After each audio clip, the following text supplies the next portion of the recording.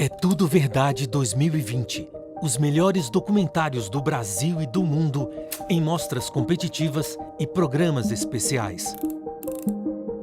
Gratuito e online para todo o país. De 23 de setembro a 4 de outubro. Confira a programação em www.etudoverdade.com.br.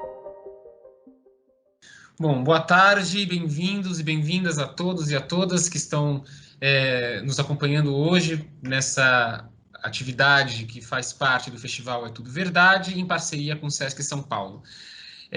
Gostaria de agradecer a presença de todos, agradecer a presença da Patrícia, que será a palestrante de hoje à tarde, mas para apresentar a Patrícia, eu gostaria de chamar Amir Labak, que é formado em cinema pela ECA, USP, é o fundador e diretor do É Tudo Verdade, Festival Internacional de Documentários, o principal e mais longevo evento dedicado exclusivamente ao cinema documental na América Latina. Então, sejam todos muito bem-vindos. Amir, você tem a palavra. Muito obrigado. Boa tarde a todos, a todas. É um privilégio estar aqui pelo segundo dia seguido. Primeiro, quero agradecer mais uma vez ao SESC, ao CPF do SESC, por estar coorganizando o festival desse ano e esse seminário, que está girando em torno do período de um quarto de século, atravessado pela história do próprio festival, né? Eu acho que é um marco de 25 anos do É Tudo Verdade, é um marco para um evento de cinema no Brasil bastante importante, de maneira geral, para eventos de cinema no mundo, que tem essa existência contínua, regular, e o que a gente pensou para esse seminário foi tentar, da melhor maneira possível, ver como o que era esse cinema documentário que o É Tudo Verdade estava espelhando, com ênfase na produção brasileira, né?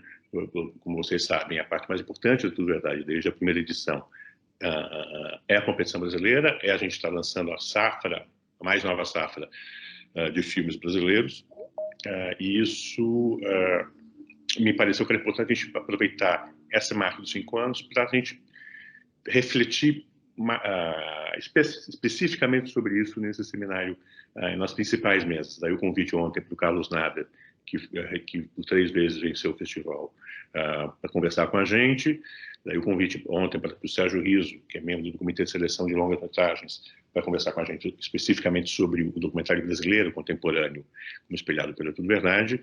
E é com grande honra que eu apresento a Patrícia Rebelo, para conversar com a gente sobre o formato curta na Tudo Verdade. A Patrícia é professora adjunta da Faculdade de Comunicação da UERJ, é doutora em Comunicação pela UFRJ e nos honra desde 2008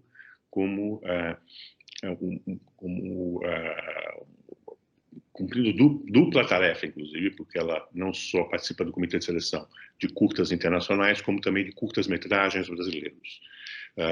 Então, ela tem um olhar muito particular sobre esse período. Ela está há mais de 10 anos acompanhando o que é mais importante no campo do curta, de fato, do curta não ficcional, está acontecendo no Brasil e no mundo. Eu queria só pontuar algumas coisas rapidamente. A ideia, o curta-metragem sempre teve muito destaque na história da Tudo Verdade. Desde 2002, a gente tem a competição específica de documentários no É Tudo Verdade. E desde 2015, não, desde 2016, não, 2015, desde 2015, nosso É Tudo Verdade se tornou um qualifying festival para os curtas-metragens que concorrem ao Oscar, tanto os vencedores da competição brasileira quanto os vencedores da competição internacional. Isso se estendeu em 2018 também para os longas-metragens, mas é bom lembrar que essa distinção e responsabilidade por É Tudo Verdade começaram pelos curtas-metragens, o que eu acho muito interessante, tanto pelo reconhecimento pela própria academia, pelo interesse que ela demonstrou por conhecer melhor o que estava acontecendo no documentário brasileiro e latino-americano em especial, daí essa distinção por É Tudo Verdade, né? Como também pelo fato de existir ainda, existir há muito tempo um Oscar específico para o documentário de curta-metragem, o que demonstra a importância desse formato na história da não-ficção. Para falar desse pequeno momento histórico, desse 1/4 de século que a gente está cobrindo pelo festival, ninguém melhor do que a Patrícia. Então, eu quero agradecer demais a Patrícia estar aqui com a gente. Eu sei que ela também, assim como todos nós, está no home office, está se preparando um duro semestre para, como a gente está fazendo agora, no universo virtual, também dar aula sobre documentário, e para daqui a pouco começar a seleção da Tudo Verdade 2021.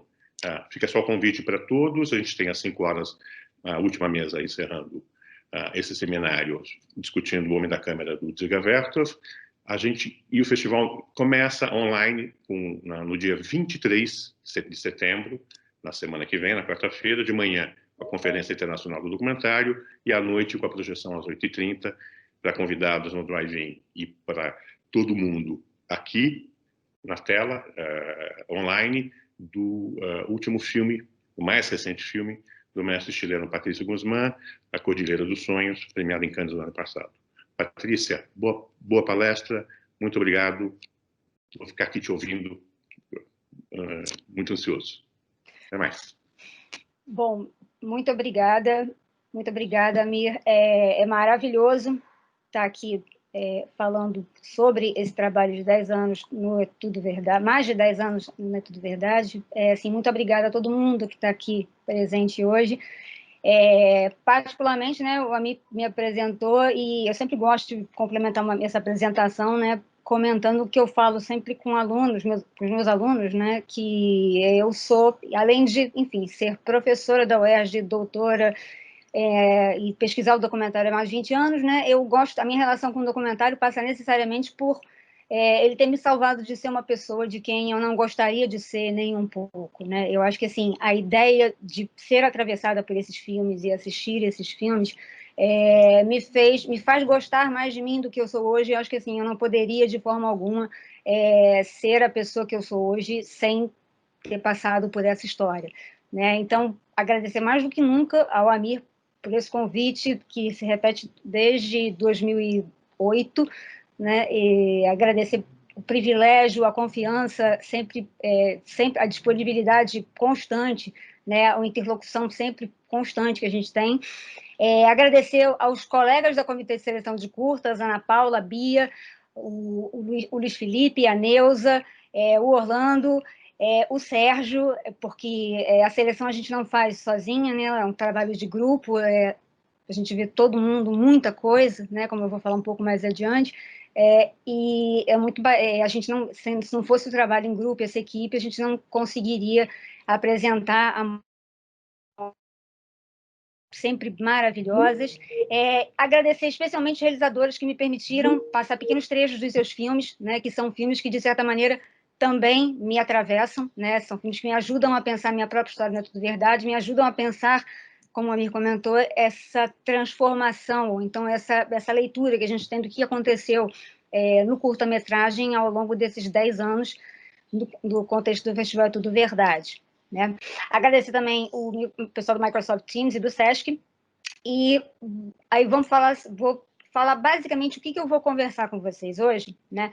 A ideia é falar bem. Eu comecei a pensar, quando o Amir me fez o convite para a gente falar sobre os 10 anos, sobre esses 10 anos de curta-metragens no É Tudo Verdade, né? A ideia aqui, ela não é falar especificamente do processo de seleção em si, né? Mas é compartilhar algumas observações e notas que foram amadurecendo e foram se formando ao longo da experiência de participar da seleção ao longo dos últimos 10, 12 anos. Né? Eu também escolhi me concentrar nos curtas nacionais, porque eu acho que é importante, mais do que nunca, que a gente se pense, né? Que a gente compreenda a forma como é que a gente se coloca em discurso, como é que nossa visão do mundo, como é que a gente se traduz em imagens e sons. Bom, a cada ano são selecionados em torno de 9 filmes, as mostras de competição, que são frutos de um longo processo, de mais ou menos 2 meses de visualização, de mais de 200 filmes, e isso eu falo por mim, né? Assim, a gente divide o trabalho na equipe, porque efetivamente a quantidade de curtas que a gente vem recebendo é cada vez maior ao longo desses últimos 10, 12 anos. Então, vocês podem imaginar do que seja a quantidade de filmes que a gente precisa assistir a cada ano, né? E o privilégio que isso representa para cada um que faz esse trabalho, né? Porque é um processo muito enriquecedor, né? Porque se a mostra ela permite que cheguem os 9 filmes ao público, o processo de você trabalhar numa seleção, ele permite dar a ver sobre o que as pessoas estão falando, né? Sobre o que elas falam, como elas falam, quais são as principais influências, quais as elaborações narrativas, quais as elaborações de linguagem que estão mobilizando e inquietando os realizadores, né?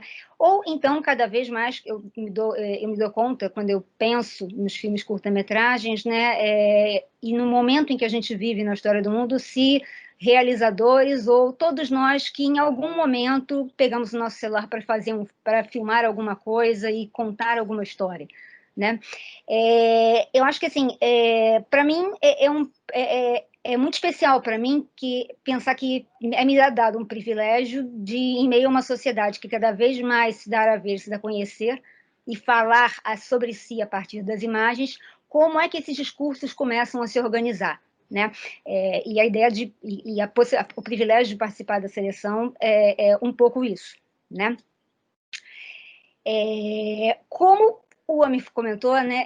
É um trabalho árduo, extremamente gratificante, educativo, enriquecedor.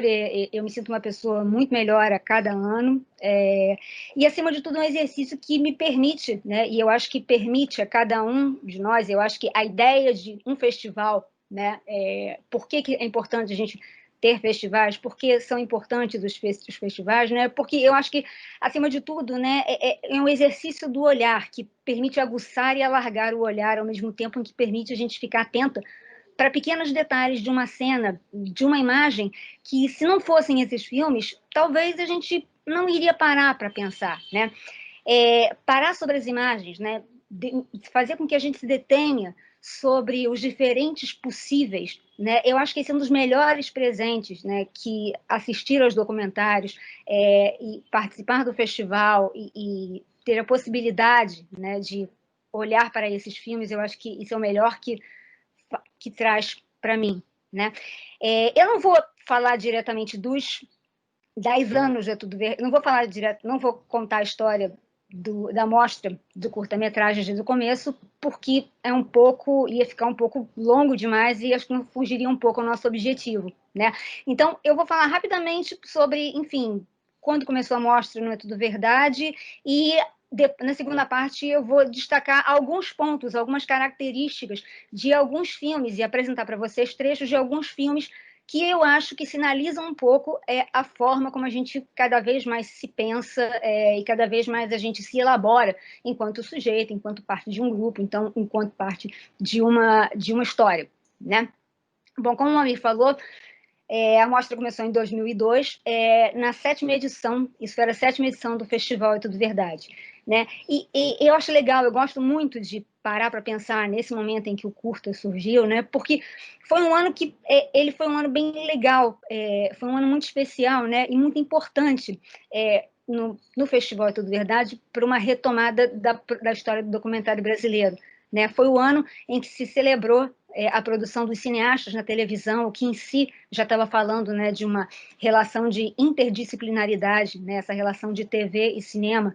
Foi um ano que teve uma mostra brilhante com as experiências de linguagem desenvolvidas no programa do Globo Repórter por realizadores como Eduardo Coutinho, João Batista, Paulo Gil Soares, Walter Lima. Enfim, foi um momento, né, em que acho que foi um momento legal para a gente começar a celebrar algo da nossa própria história e da nossa própria história recente, o que eu acho muito importante, né? A gente está falando ali de final da década de 70 e início da década de 80. Naquele ano, numa entrevista para o Estado de São Paulo, o Amir comentou que aquele ano, 2002, era o Festival da Nova Geração, dada a enorme quantidade de realizadores estreantes que participavam daquela edição, né? E que se destacava especialmente por aquilo que ele chamou de imagens de conflito, né? Foi também a edição, justamente nessa edição também, foi quando a gente conheceu o primeiro filme do Eric Rocha, que trouxe apresentou o Rocha que Voa, né, trazendo imagens de arquivo pouco conhecidas ainda do período do Glauber no exterior. Foi também o ano em que o já prestigiadíssimo diretor Silvio Tendler apresentava Marighella, o Retrato Falado, o filme sobre a vida de um dos principais organizadores da luta armada contra a ditadura militar brasileira da década de 70, né? Foi, enfim, eu acho que uma edição de urgências e urgente, né? O que, de certa forma, nos remete à nossa própria realidade e desejo de estar presente nessa 25ª edição, né? Nessa mesma reportagem, eu lembro do Amir comentar sobre um amadurecimento que a gente já não era mais possível ignorar nos filmes curta-metragens que vinham sendo produzidos, né?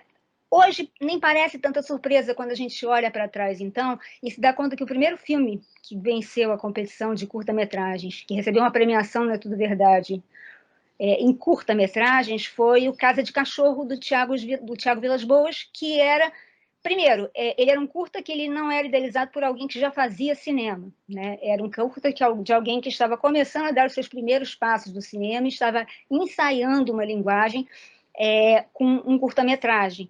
Né? Foi um projeto de final de curso dentro da universidade, ou seja, depois de passar alguns anos, começando essa, não diria dura, mas essa elaboração de uma linguagem de audiovisual, ele cria um projeto, e esse projeto termina vencedor de um festival que é um dos festival mais antigos da América Latina, dedicado exclusivamente ao documentário, e isso é muito sintomático. Né? Assim, essa ideia de que o festival como um espaço para que essas novas vozes, para que essas experimentações comecem a circular e elas comecem a ser e são legitimadas, né, como filmes e linguagens inventivas, criativas, que é, de certa maneira, também o principal compromisso.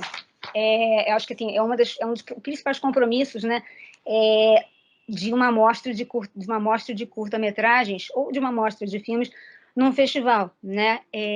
Quando É Tudo Verdade foi criado, né, 25 anos atrás, acho que era fácil você fazer uma mostra de documentários e colocar um filme do cinema direto, um filme de entrevista do Eduardo Coutinho, um filme, enfim, um filme que derivava de uma performance de arte, e você colocar tudo na mesma chancela de festival de documentários. Né? Eu acho que de 25 anos para cá a coisa amadureceu de tal forma, né, que a gente tem uma série de festivais que são dedicados a, enfim, mostras de filmes etnográficos, mostras de curta-metragens, mostras de cinema de celular. Né? Então, assim, a gente já tem uma tal quantidade de festival que, enfim, acho que torna muito importante, né, esse lugar do É Tudo Verdade para pensar especificamente no compromisso com a invenção de linguagem e com a criação, né? A ousadia na forma narrativa, o formato de experimentação, né? Eu acho que esse é a grande vibração da mostra, né? Eu acho que a ideia, né, é trazer filmes que eles consigam falar sobre o que vai estar sendo inventado e pensado para se falar sobre o mundo, né? Muito mais do que efetivamente circulado em torno de algum único tema, né? Isso eu acho muito bacana. Né? E só para lembrar, né, só para fechar aqui um pouco esse momento de 2002 histórico, né, Casa de Cachorro, enfim, ele já meio que se tornou assim muito rapidamente um filme clássico, né? Ele foi escolhido para fechar a última edição de um livro muito especial na história do cinema do documentário brasileiro, que é o Cineastas e Imagens do Povo, do Jean-Claude Bernardet, né?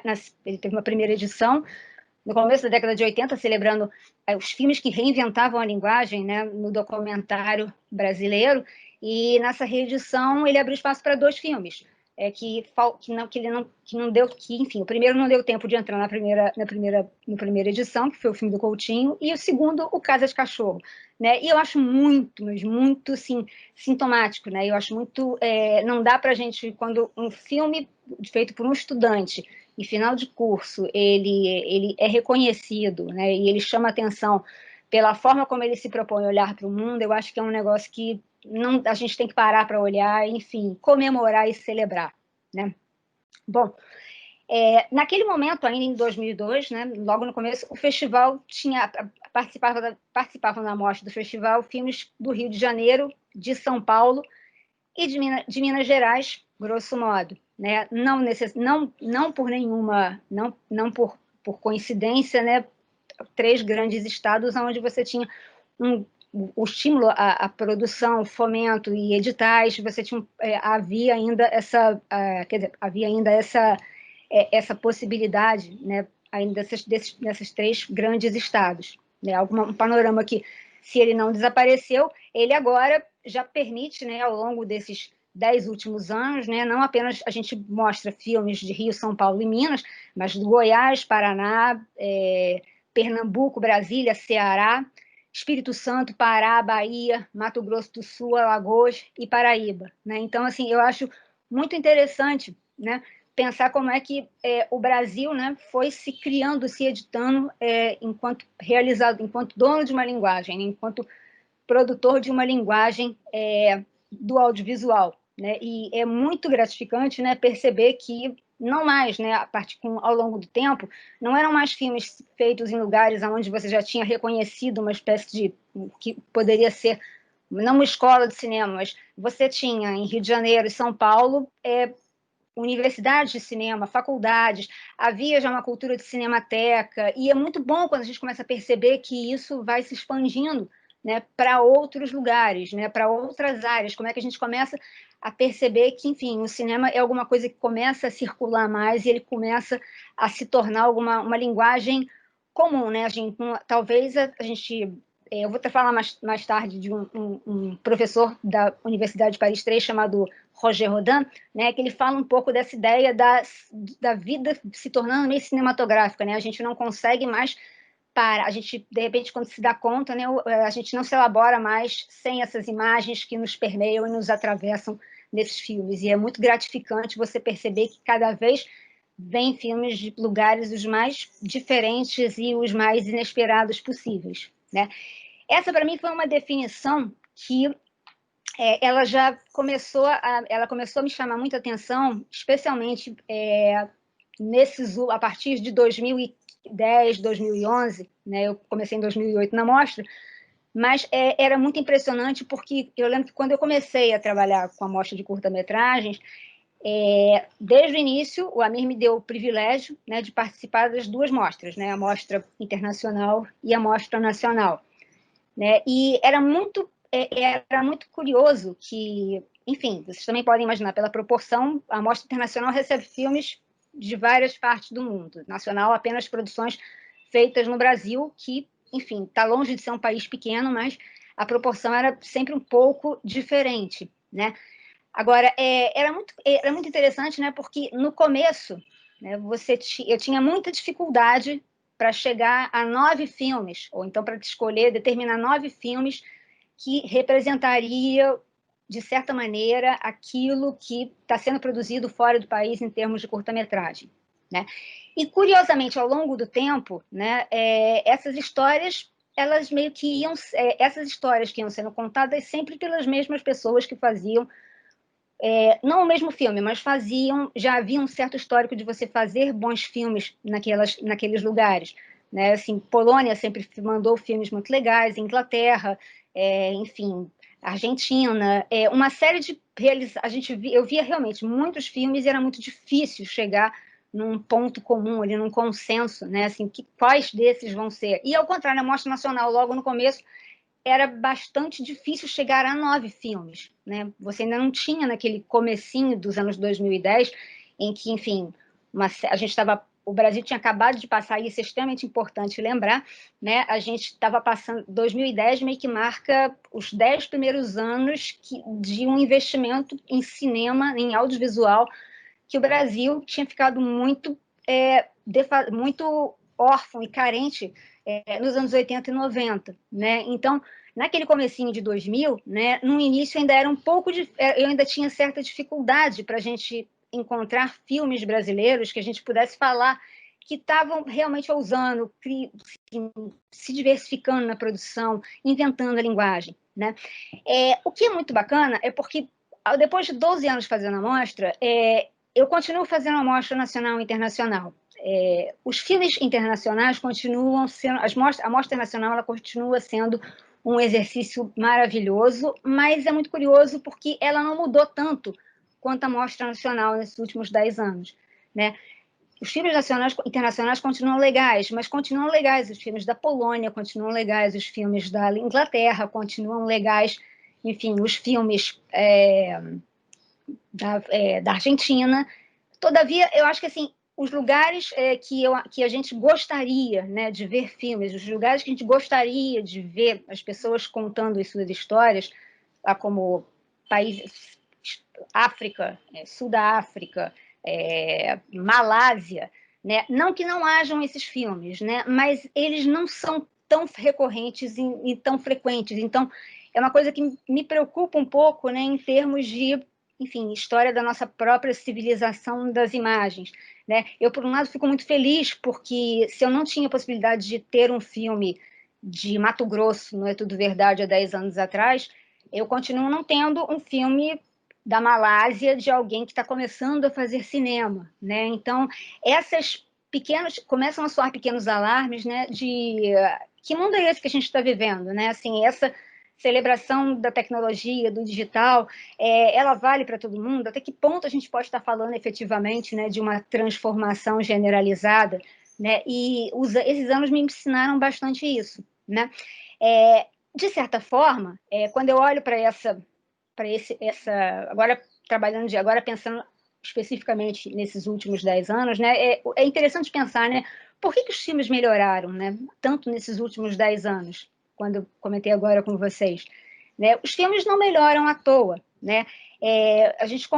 Eu comentei com vocês que o início dos anos 2000, né, marca um momento em que o Brasil começa a reinvestir, né, o Estado começa a reinvestir estimular a produção do audiovisual através de editais, estimular a participação em festivais, workshops, produção de oficinas, né? Como é que a gente sabe que tudo isso funciona? Porque os filmes vão ficando cada vez melhores, né? É por isso que o termômetro, o que a gente consegue entender, né?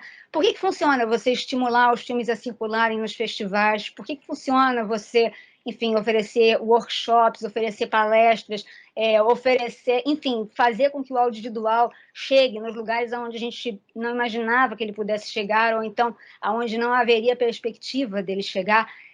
Por que tudo isso é importante? Porque isso é que faz o cinema ficar melhor, isso é que faz, né, a nossa forma de olhar para o mundo mais interessante, né? E eu acho que isso cada vez mais fundamental, né? Não apenas porque o cinema é bom para o cinema, né? É bom para o audiovisual que se torne cada vez melhor, saiba, né, se contar cada vez melhor, mas especialmente porque eu acho que a gente agora começa, os realizadores que já estão começando a mandar filmes para a gente há pelo menos uns 5 anos, são realizadores que eles, diferentemente de mim, né, que tem 46 anos, eles já são uma geração que eles nasceram já, para eles o YouTube, quando eles começaram a ver, já não era mais eles já meio que se alfabetizaram utilizando as redes sociais, assistindo aos vídeos, ou seja, aquilo ali já tem... Há e não há uma naturalização dessa ideia de que as narrativas vêm pelas imagens, né?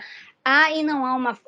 É natural e não é natural, né? Porque, assim, a gente sabe que o audiovisual, né, contar uma história com imagens enfim, como a gente tem, enfim, uma análise sintática das frases, a gente pode fazer uma análise da montagem da obra, que é exatamente aquilo como ela se articula, né? E isso tende, né, agora, especialmente para a galera que começa a crescer, né, junto com esses aparatos e com esses vídeos, ela tende a se naturalizar, né? Como se fosse, então aquilo já chega meio que dado, né? Então, ao mesmo tempo é meio louco, porque assim as pessoas elas já crescem acostumadas com um certo tipo de questão que está envolvida ali na montagem, né? Que talvez há 10 anos atrás a gente precisasse parar para entender, não, mas por que essa reflexão? Por que essa paródia? Por que enfim, por que as coisas são desse jeito? né? Então, eu acho que, assim, a ideia de que você botar, assim, chegar para um garoto, né, ou chegar para, enfim, dentro de uma sala e falar que, olha, esse vídeo aqui que você está vendo, olha, ele é feito desta maneira, a história é contada desta maneira, isso é importante, né? E é isso que faz os filmes melhores, né? É fazer despertar nas pessoas a consciência de que eles têm um poder muito grande, né, para lidar com a imagem. A imagem é alguma coisa a um só tempo muito frágil, muito forte, né? Você pode fazer o que você quiser com a imagem e, ao mesmo tempo, ela pode fazer muita coisa com você, ela pode fazer muita coisa, né? Enfim, ela tem um peso que é maior do que o próprio indivíduo que se põe a trabalhar com ela, né? Então, eu acho muito importante essa ideia de que a ideia dos festivais, né, e a ideia assim, dessa circulação das imagens, desse momento privilegiado que a gente tem de estar aqui conversando sobre esse fazer imagens, eu acho que isso é cada vez mais impressionante, mais essencial, fundamental, e cada vez mais necessário, né, para que os filmes fiquem melhores, para que as coisas comecem a andar, né? Assim, é muito recorrente você pensar de onde vêm esses filmes. Os filmes vêm daí, né? Os filmes têm uma coisa de os filmes, né? Assim, para contar uma história, os filmes têm um certo tempo de maturação. Eles têm um tempo para amadurecer essas histórias, né? Um filme não é simplesmente, né? Não é simplesmente uma imagem que é capturada e colocada a esmo, enfim, numa rede social, né? Então, assim, o filme tem um tempo para existir. Eu acho que fazer essa ideia de fazer workshops e oficinas e estimular a produção do audiovisual, ela está relacionada a essa consciência de que as coisas têm um tempo e elas têm uma determinada linguagem, né? Bom, eu vou passar aqui agora eu vou começar, depois de agora de falar direto meia hora, né? Eu vou passar agora alguns trechos de alguns filmes, né, que eu acho que eles falam bastante, né, sobre isso tudo que eu estou falando com vocês, né, toda essa transformação e esse momento privilegiado que a gente tem de viver nesse mundo agora. Né? O primeiro filme que eu vou passar para vocês, e se eu tivesse que dividir em algumas questões, né, assim, basicamente, né, eu acho que assim, está longe de eu querer definir o É Tudo Verdade nesses 10 anos, em torno de uma receita de os filmes são de determinados tipos ou contam determinadas histórias.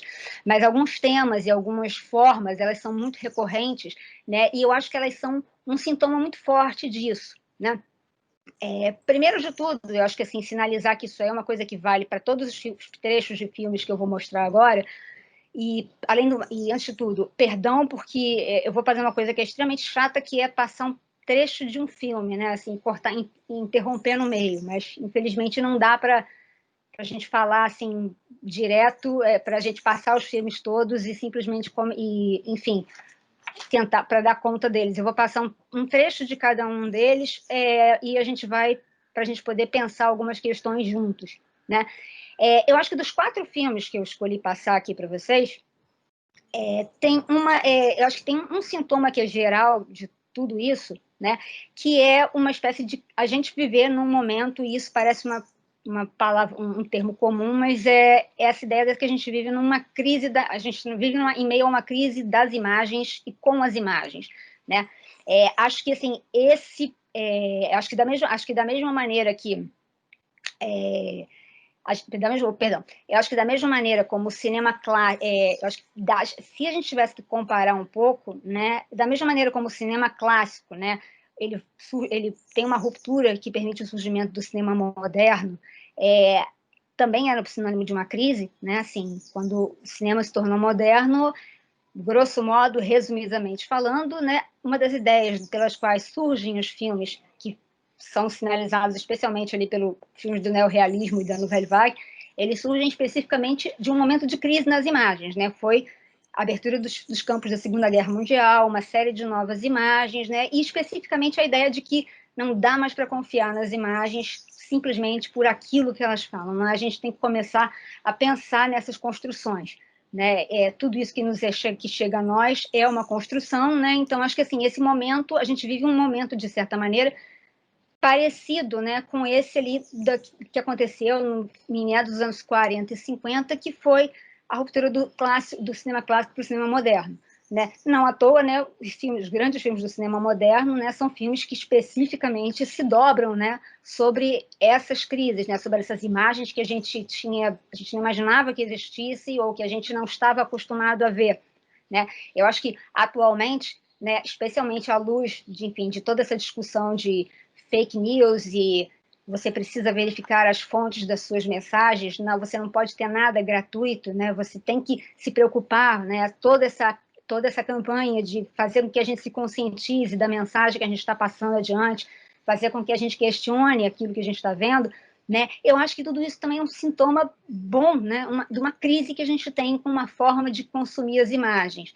né? Assim, a gente está passando, sei lá, depois de alguns anos, não que a gente tenha voltado a acreditar nas imagens, né? Mas as imagens elas ganharam, e aí é um discurso mais, se a gente entrar em um discurso mais teórico, que não é o objetivo aqui, né? Mas essa ideia das imagens simulacros, né? Enfim, um mundo meio Matrix, aquela coisa que, enfim, realidades paralelas e que você precisa ter essa consciência. Então, eu acho que a gente também está vivendo agora, nesse momento, né, uma profunda crise, assim, de valores, de imagens e de questões que a gente talvez achasse que a gente já tinha bem resolvido agora, entre final do século XX e início do século XXI, mas eu acho que, assim, os curta-metragens, eles me dizem bastante disso, né? Eles me falam desse momento de desafiar essas questões, né?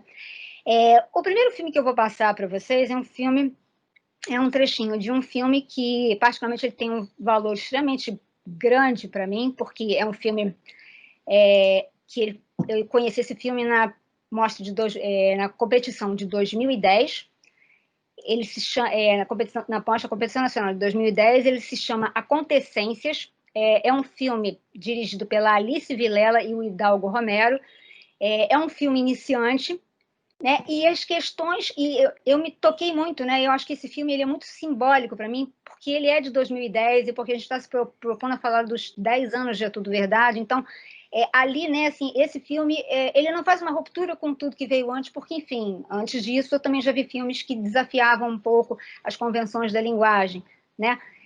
Mas esse filme ele me pareceu alguma coisa muito sintomática sobre a forma como a gente olha para as imagens e, especificamente, e mais que isso, né? O que as imagens querem da gente, né? Quando a gente fica diante de uma imagem, na verdade, ela que se propõe a você como um enigma, né? Ela se coloca para você, mas ao mesmo tempo ela está ali para você para ser consumida, mas ao mesmo tempo ela te joga alguma coisa ali na sua cara que você não tem muito como esquecer que, enfim, você está na presença de alguma coisa que, enfim, além te precede. Então você também tem uma certa responsabilidade com isso, né? Com o fato de que você sabe para onde foram aquelas imagens, ou, enfim, o que pode ter acontecido depois, elas não sabem ainda, né? Eu vou passar um trechinho de abertura de uns 5, 6 minutos do Acontecência, e depois eu volto para a gente falar de algumas questões que eu acho que são importantes aqui nessa história.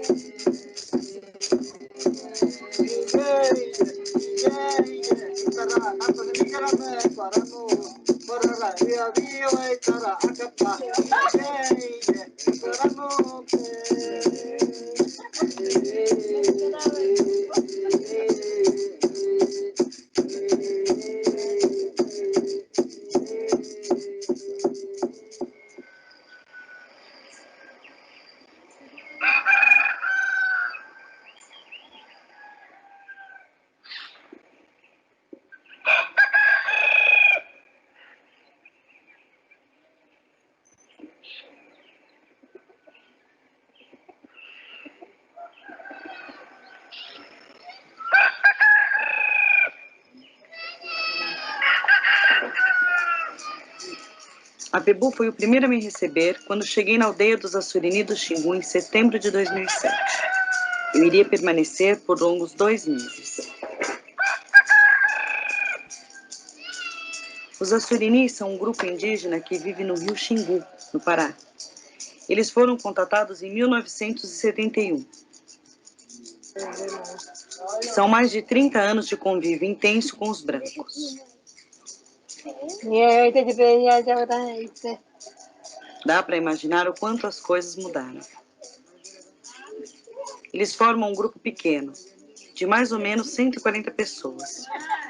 Para se ter uma ideia, mais da metade dos Assurini são crianças e jovens.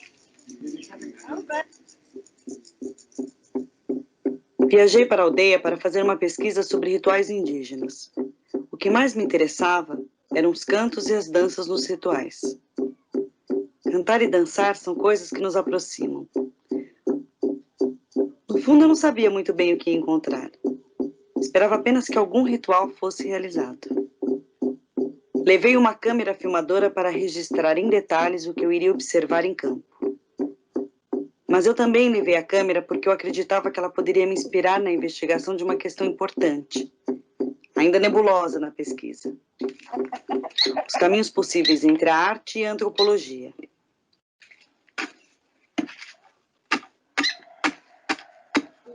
Isso tinha a ver com uma questão maior, quase existencial, pelo menos para mim. Afinal, eu sou uma antropóloga querendo ser artista ou uma artista me afirmando como antropóloga? Aceito o desafio e lanço a experiência.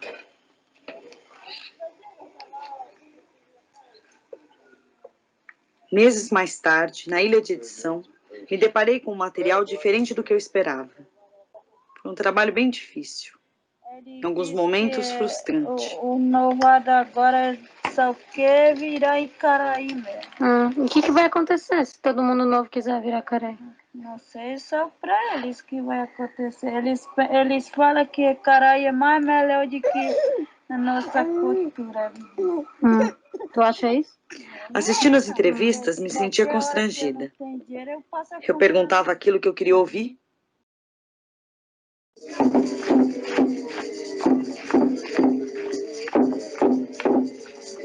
É verdade que a maior parte das imagens correspondia claramente à minha intenção original.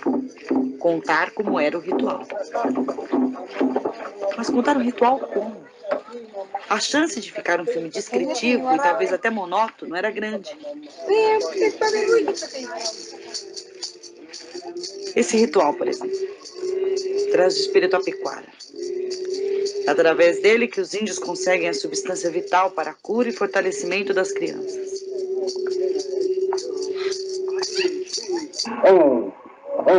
Esta é uma sequência de preparação de um tipo de charuto usado no ritual. E esta é a reunião dos pajés. Eu olhava para esse material com certo cansaço. Cheguei mesmo a me perguntar, por que dediquei tanto tempo a essas filmagens? De alguma forma, escrever o ritual já não era mais o meu objetivo. Não que eu soubesse o que eu queria. Eu experimentava um tipo de desassossego no trato com o filme. Como se ele pedisse por conta própria um tratamento menos comprometido com os fatos. Como se ele pedisse menos objetividade. Mais poesia.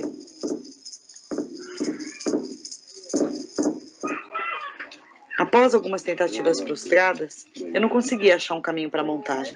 O material não se articulava, não se conectava. Eu não conseguia criar uma linha narrativa. Comecei a pensar que esse filme não existiria. Dar sentido às imagens passou a ser a principal questão desse trabalho.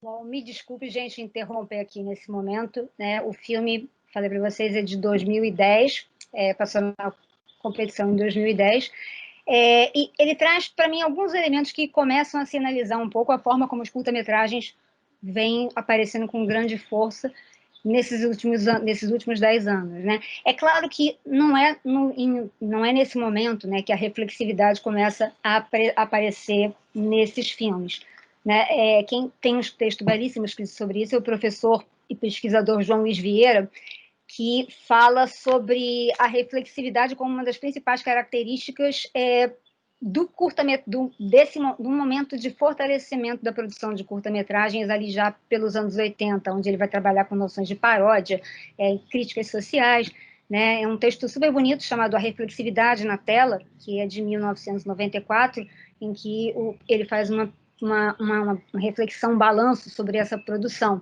né? Mas o que me intriga aqui, né? Esse trabalho de reflexividade, quando trazido pela Alice Vilela, né? Ele já começa o filme falando de assim, você está olhando para imagens que não são aquilo que elas são, né? Então, esse processo de olhar para as imagens já com uma dúvida, eu acho que é um dos princípios, né? Desses filmes que começam a proliferar, e não à toa, né? Eu gosto muito de pensar que o filme ensaio, que talvez seja alguma coisa mais próxima do que a gente possa chamar do que são essas imagens e esse tipo de narrativa, que está menos interessado em uma resposta certa e mais interessado em pensar as possibilidades que cabem ou que podem surgir a partir de uma questão ou de uma imagem, eu acho que assim, é muito sintomático o fato de que a gente está num momento em que os ensaios, os filmes ensaísticos, eles proliferam bastante, justamente porque é cada vez mais difícil a gente tentar dar conta de alguma questão no mundo, né? Então, assim, eu acho que os melhores filmes para mim sempre são aqueles filmes que compartilham e falam da dúvida que é estar nesse mundo e que não precisa ficar com medo se você não estiver entendendo. Não entender é o novo normal, por assim dizer. Né? A gente está em dúvida, sempre em dúvida e está sempre tentando descobrir, né, quais são as questões envolvidas. Eu acho que é a melhor maneira de tentar falar sobre o mundo, né? A maneira mais generosa, mais inclusiva, mais abrangente, que permite uma maior troca, né? Então, eu gosto muito de pensar que os ensaios, eles proliferam no momento em que, efetivamente, eles são para proliferar por conta disso, né? Se eles são de uma honestidade, por assim dizer, da forma como eles lidam com o mundo, que eu acho tocante, né? Assim, e muito especial, né?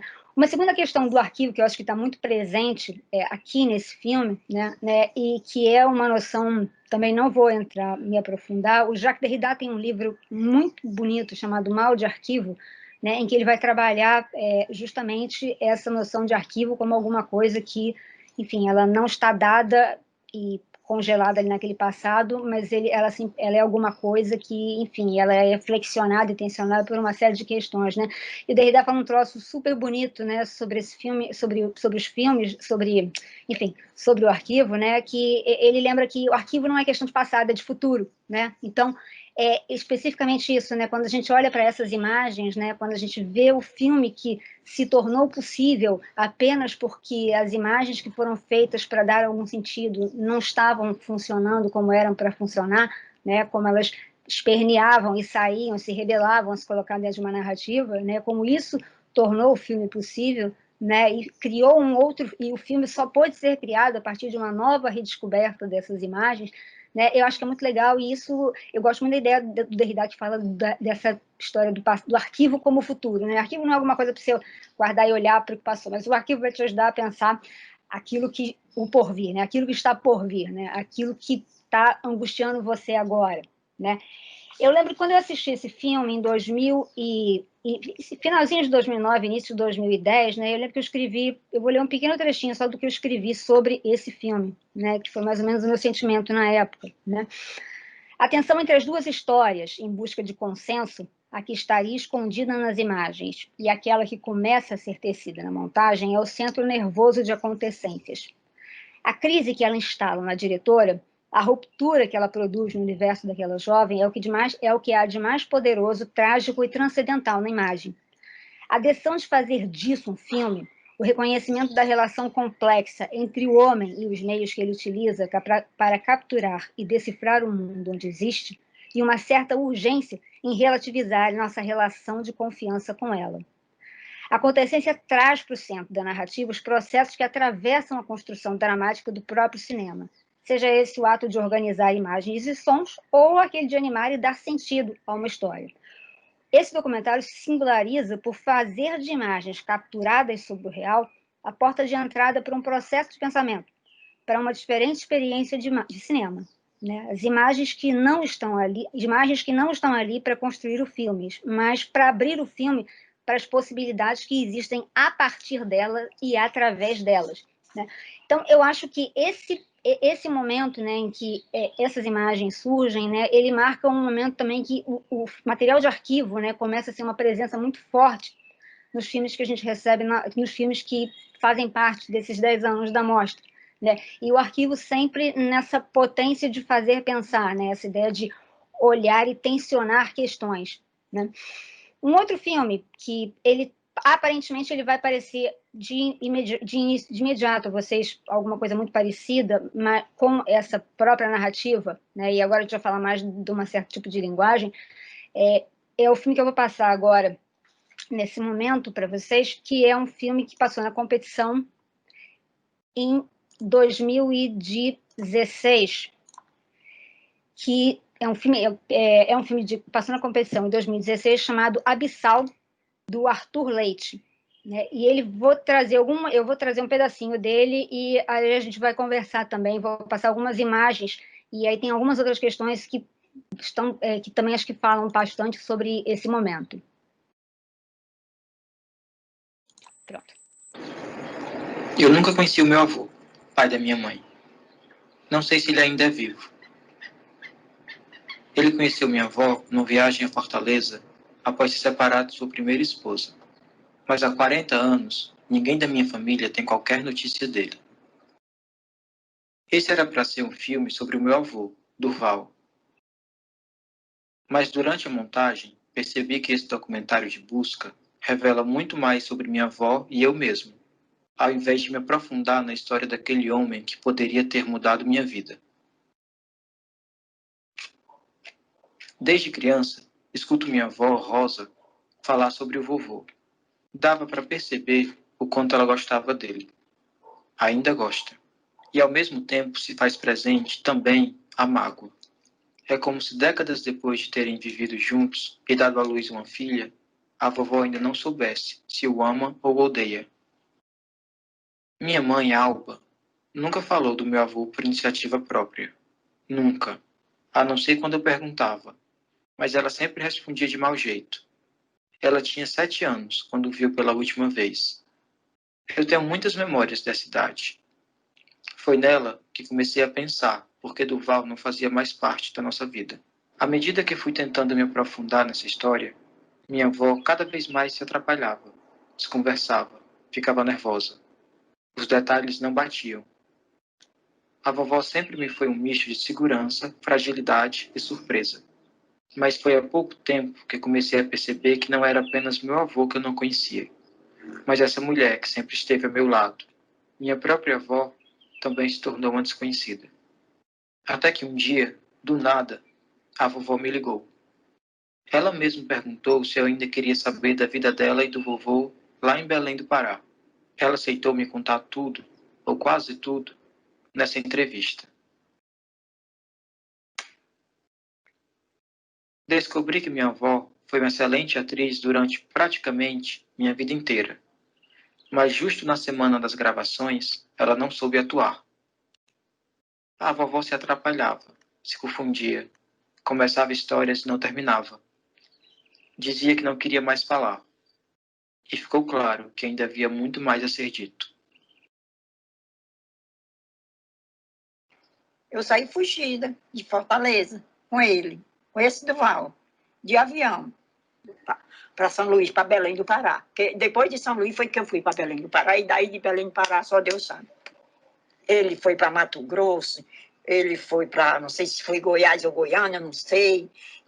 E passava em Brasília, Recife, todos esses lugares. Eu era mais ele, eu era ali mais ele. Ele saía, eu ficava no hotel. ele chegava e dizia Inalda, que ele chamava eu Inalda, mas meu nome não é Inalda, é Rosa Alvina de Jesus. Quem era Inalda era a esposa dele legítima, agora tinha um negócio de me chamar de apelido de Inalda.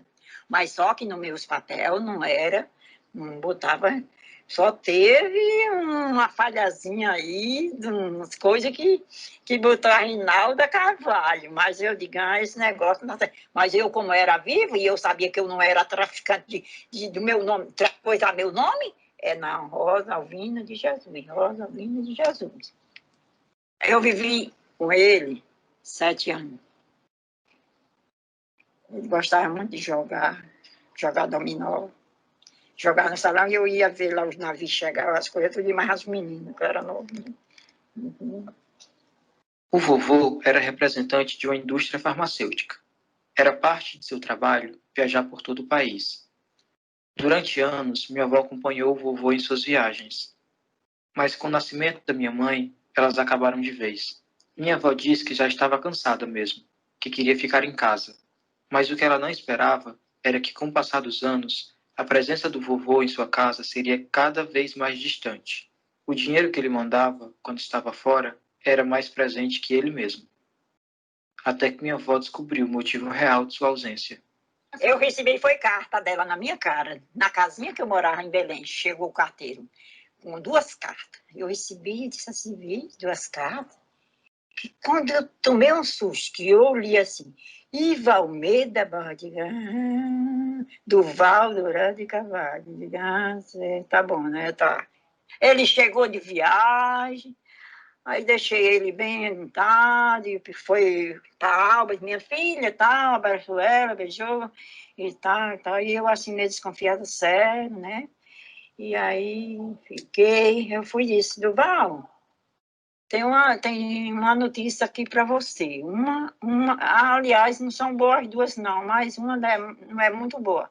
Aqui, olha. Essas 2 cartas aqui. Essa carta aqui é da sua mãe, que faleceu. E essa carta de quem é? De quem é essa carta? Agora eu peguei você. Não tenho nada, não sei quem é. Não sabe, mas eu vou saber. Eu já sabia. Isso aqui é a tal Iva Almeida, viu? Aqui. Mas e tal, e não sei o quê, e botou dentro do bolso do paletó. Ele pega, bota dentro do bolso do paletó. Quando ele entra pro banheiro, eu disse, você quer saber de uma coisa? Eu vou já ao bolso do paletó dele. Peguei a carta da Iva Almeida e segurei. A mãe dele completou aqui no Ceará 8 anos. Bom.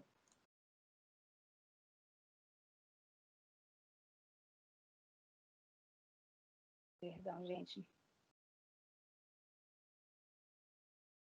Bom, eu acho que esse filme, eu gosto bastante desse filme. Dona Rosa, para mim, é uma das personagens clássicas, né, do cinema documentário e contemporâneo, né, muito afetiva. Né? Eu acho que 2 filmes aqui, 2 características aqui nesse filme, eu gosto de sinalizar como sendo alguma coisa muito inerente, né, a esses documentários. Quando eu falei da presença forte do filme ensaio, né, não que, e de novo, repetindo, não é que a gente comece a fazer isso a partir dos anos 2000, né, como eu comentei rapidamente ali pelo João Luiz Vieira, né, a partir dos anos 80, 90, a gente tem toda uma herança de produções ensaísticas, né, que dialogam diretamente com o campo das artes, com o campo da performance, herança de toda aquela galera que começou a trabalhar e fazer experimentações ainda com vídeo em 1900, a partir do final de 70 e início dos anos 80, né? Então, assim, isso, de certa maneira, né, essa experimentação, se por um lado já se caracterizava como uma presença do ensaio, né? Eu acho que assim, a ideia da uso da primeira pessoa, né? E especialmente essa retomada do off, não como alguma coisa que está mais interessada em informar, em dar a ver sobre as questões do mundo, né? Sobre, enfim, falar que um filme é sobre aquilo, porque o locutor, a voz em off, a voz de Deus, como escreveu Jean-Claude Bernardet, está dizendo, não, essa retomada do off, né? Como alguma coisa que ela justamente está interessada em botar em dúvida, né? Em trabalhar com em contemplar, assim, trazer o espectador para junto da angústia que levou à realização do filme, né? Aparece no filme da Alice, aparece aqui também no filme do Arthur, né? E é especificamente, né, uma característica forte dos filmes desses últimos 10 anos, essa ideia do uso da primeira pessoa, né? Essa ressignificação da narrativa em off, né? Da narração, perdão, narrativa, da narração em off, né?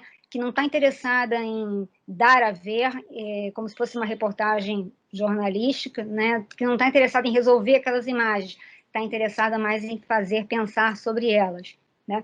A segunda questão que também acho que aparece forte aqui nesse filme, né, eu acho que é uma herança boa, maravilhosa que o documentário, a história do documentário brasileira deixou e que aparece com muita força cada vez mais nos filmes, essa noção da entrevista como alguma coisa ou um dispositivo, né, uma forma de construir uma presença, né?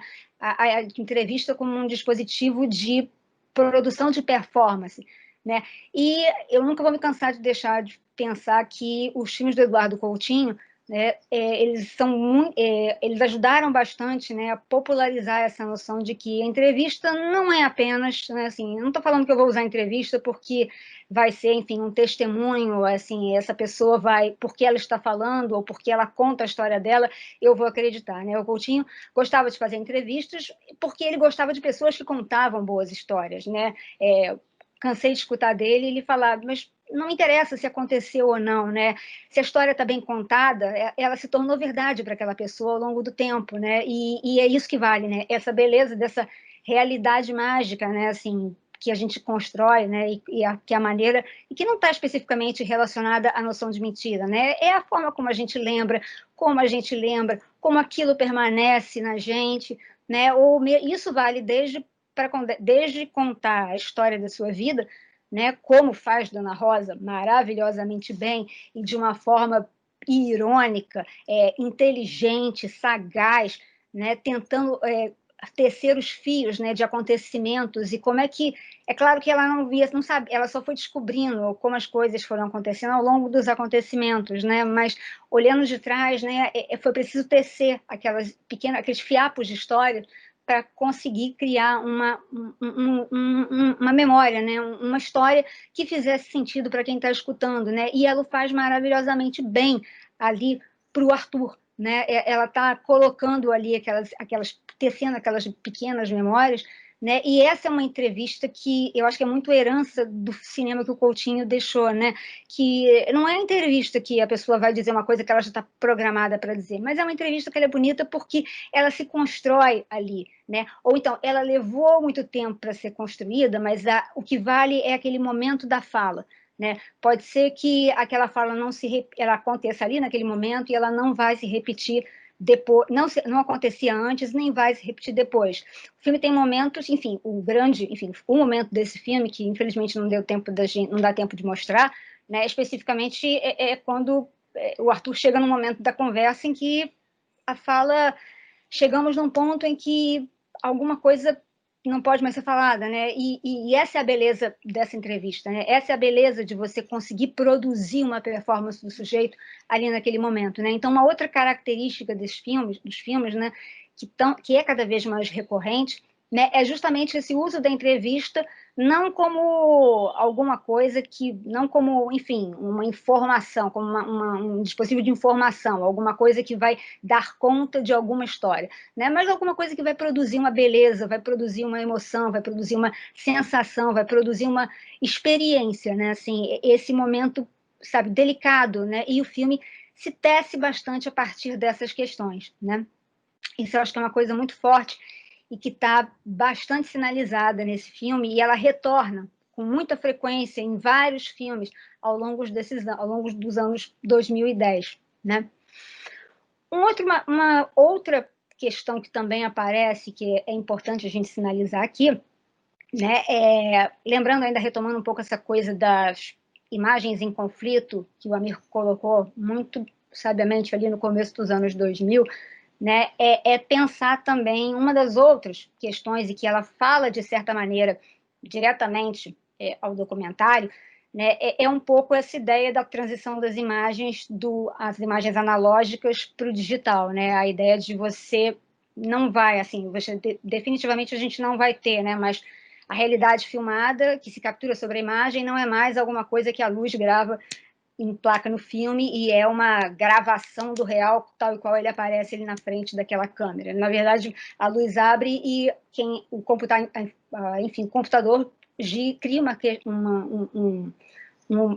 uma fórmula de zeros e um, e 0 e 1, que vai dar conta de que aquilo é vermelho, aquilo é amarelo, ou aquilo é, enfim, o que está acontecendo diante da câmera, né? Então, essa ideia do documentário como uma forma de você experimentar o mundo, como uma forma de circular, fazer o mundo chegar até você, essa ideia de que você está vendo aquele filme, você está tendo contato com alguma coisa que existe fora dali, essas questões começam a ser tensionadas com muita força, né, com essa ideia dessa mudança do suporte analógico para o digital, né?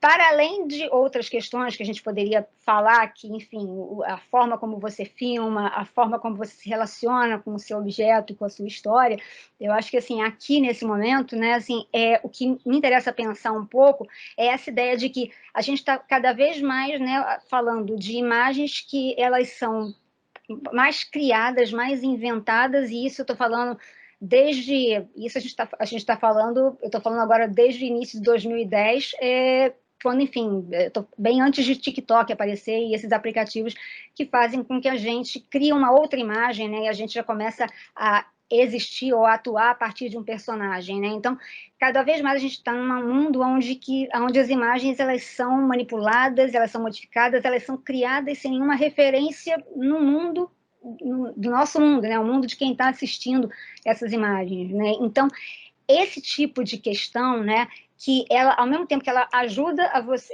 eu gosto muito de pensá-la porque eu gosto muito de saber que ela existe, porque, ao meu ver, ela tensiona alguma coisa que, para mim, sempre foi muito passível de tensionar no documentário, né, que é justamente essa ideia de o que é aquilo que eu estou vendo, e da onde eu estou vendo, e por que eu estou vendo aquilo, e como é que aquilo chegou até mim, né? Então, eu gosto muito dessas questões que são tensionadas nessa história. Eu vou passar um trechinho agora de um filme que também é de 2010, ele é um filme que foi feito pelo Gabriel Mascaro, que se tornou um grande realizador do cinema brasileiro contemporâneo. Eu conheci o Gabriel em 2010, quando a gente passou o filme dele, As Aventuras de Paulo Bruschi, que vocês vão assistir um pedacinho, que é especificamente, né, o Paulo Bruschi foi um artista plástico, né, que, enfim, brasileiro, trabalhou no Grupo Fluxos, sempre esteve interessado nessa noção de obra, não como alguma coisa que, enfim, está lá para ser consumida e para existir, mas sempre esteve atento a essa ideia de que a obra é alguma coisa que acontece, né? E o Gabriel, ele fez um documentário totalmente devotado a essas questões de o que é, né, o que é a obra de arte, né? O que são essas imagens, né, a partir de um dispositivo bastante curioso, né? Ele fez um filme inteiro dentro de uma plataforma que hoje eu nem sei se existe mais, que é o Second Life, né? Que era uma plataforma totalmente virtual. Você constrói um avatar e você constrói toda uma vida ali dentro, né? E esse filme ele fala especificamente sobre isso, né? Vou passar um trechinho aqui dele também para vocês.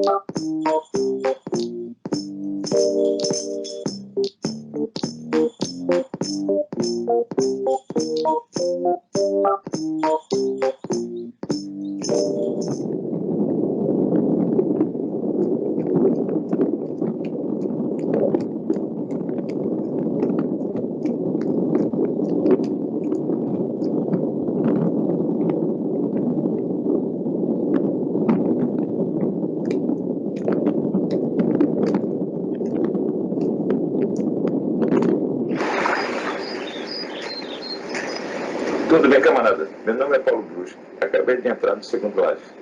Tudo bem, Paulo. Prazer. Queria ver se eu conhecia algumas pessoas, alguns lugares interessantes. E me diverti um pouco aqui. Eu já ouvi falar tanto desse lugar e vim ver qual é.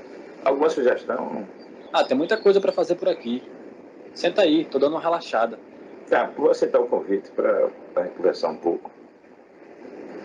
Então, o que é que você faz por aqui? Eu faço tudo aqui, eu trabalho aqui, eu vivo aqui.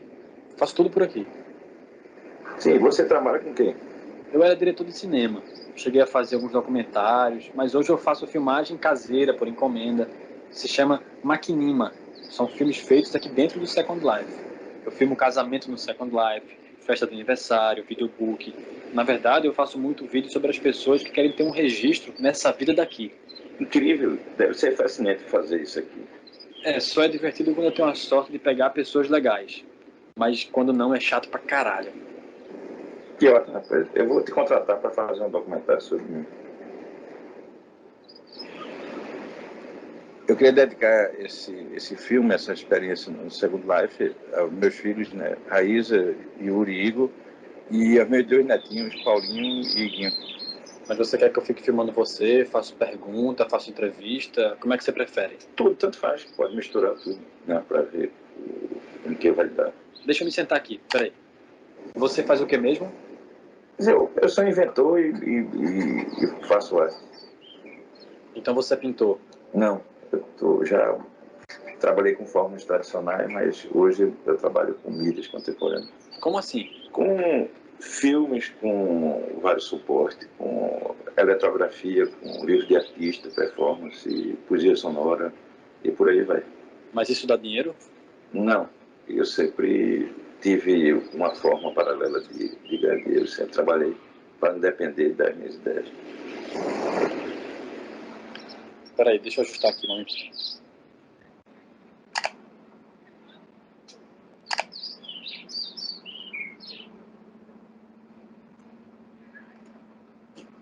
Tira a mão do rosto para não borrar a maquiagem.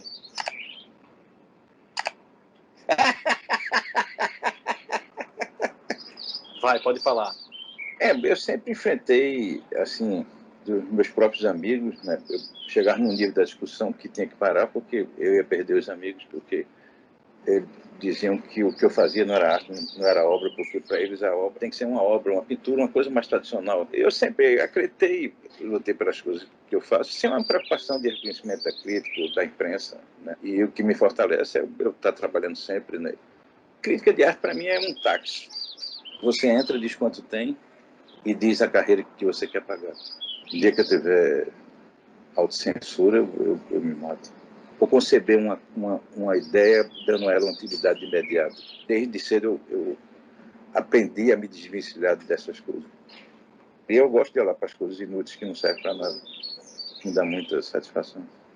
Essa primeira vivência minha aqui é exatamente para me situar, para eu ver, né? Por isso que eu quero conhecer de tudo um pouco aqui, para eu poder ir me ambientando e fazendo projetos específicos para o Second Life.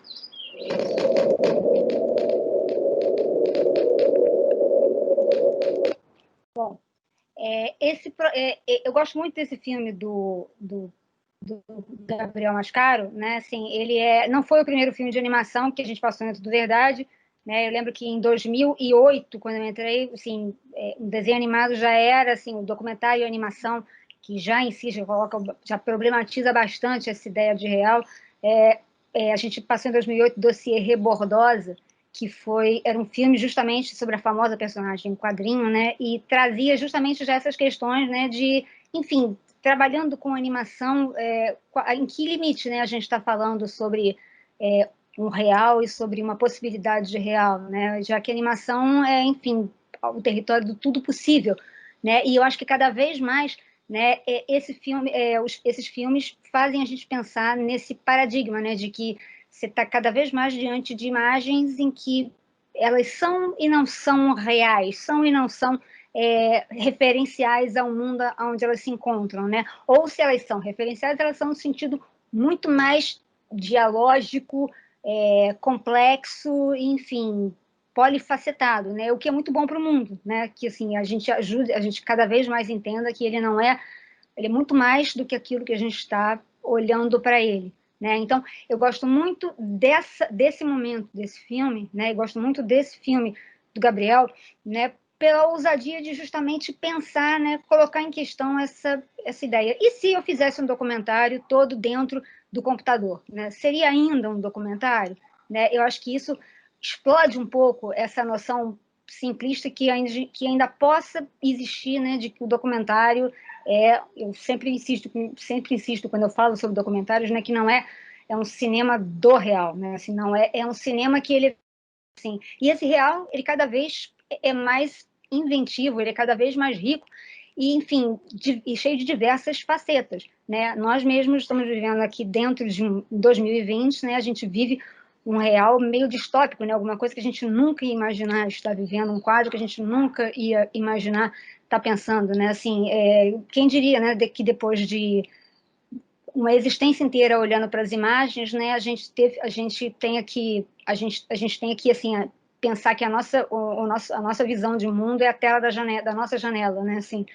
depois de vermos tanta coisa, depois de tantas possibilidades de, enfim, podermos ir a vários lugares, a gente não precisa que o cinema traga mais o mundo para a gente, né? A gente está reservado agora a nossa tela da nossa janela como o espaço que o mundo chega para a gente, né? Então, mais do que nunca, né? Eu acho que essa complexificação que existe nesses filmes, ela é enriquecedora e ela é muito abundante, né?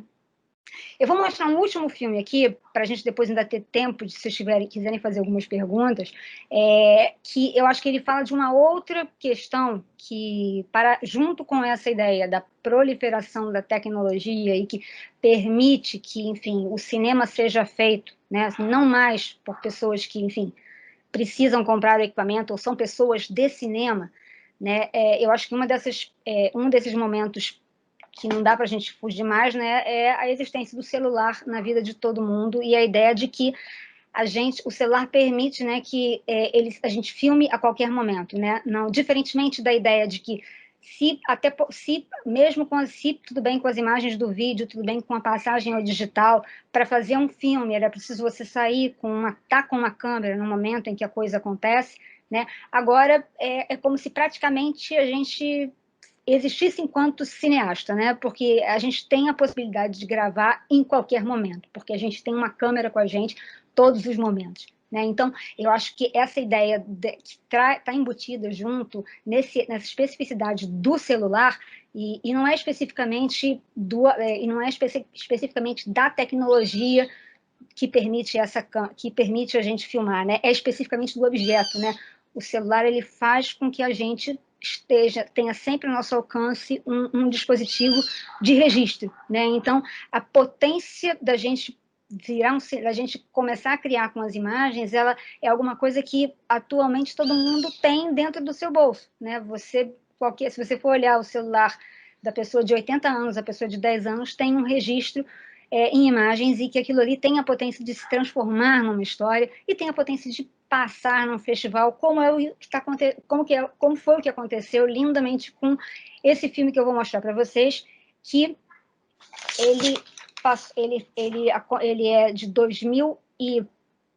Perdão, o Cordilheira, ele é de 2000 e... Desculpa, me perdi.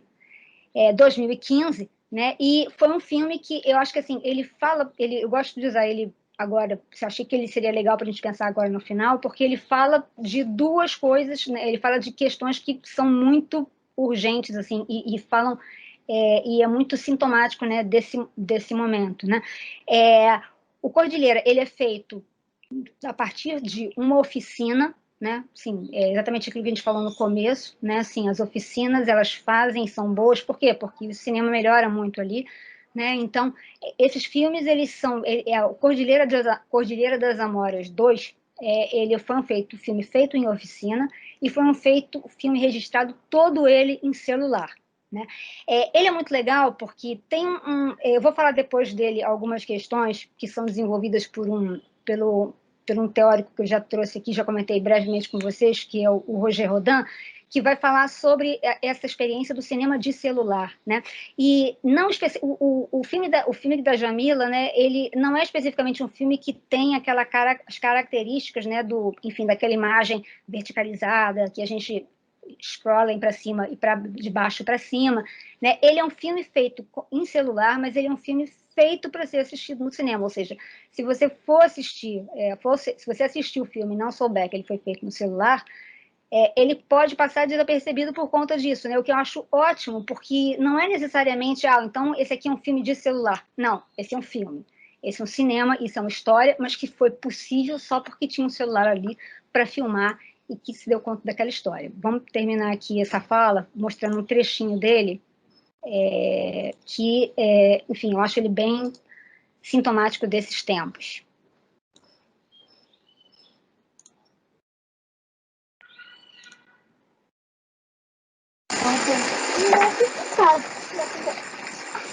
Chẳng đây sư chị mà có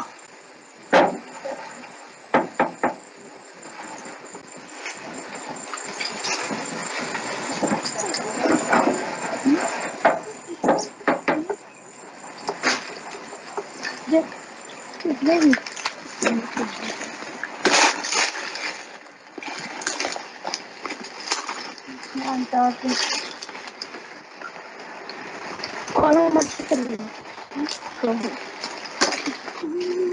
jangan gitu. Jangan.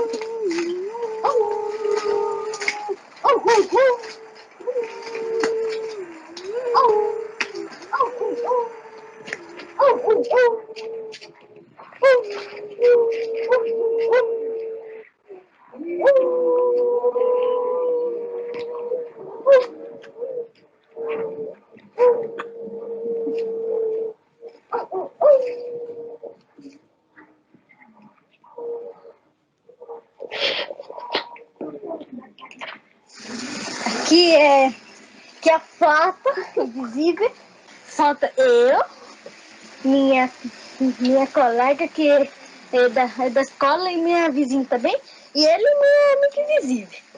E quando você vir aqui, toda a minha família. Minha avó, meu pai, minha bisavó, Franciele, tudo aí. Até meu irmão.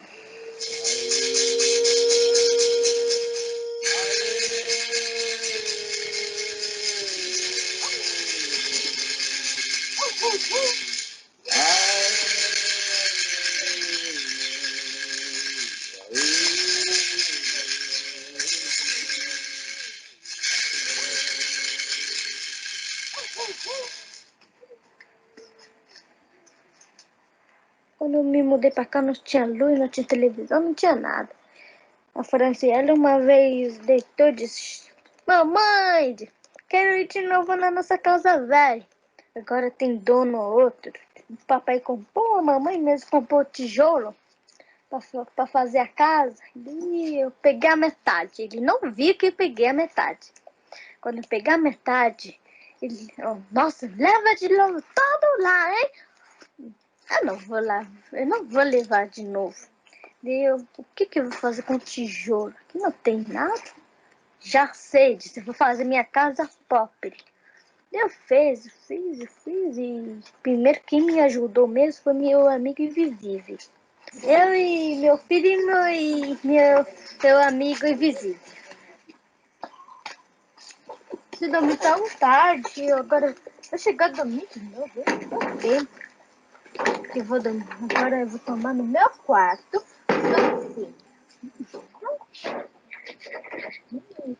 Cereja, hein?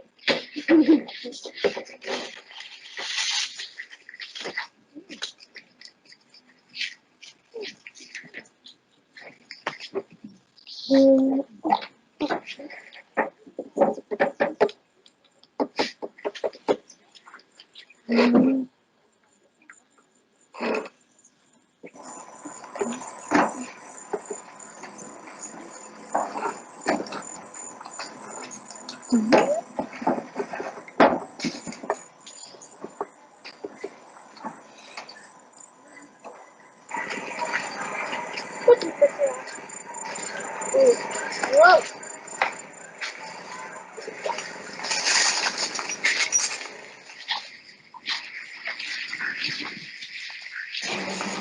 Daí quando eu chego, eu sento aí e assisto televisão.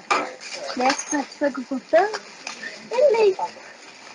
Daí eu abro dizendo assim, aqui minha casa que eu montei, eu abro a porta assim e minhas amigas e visíveis entram. Assim.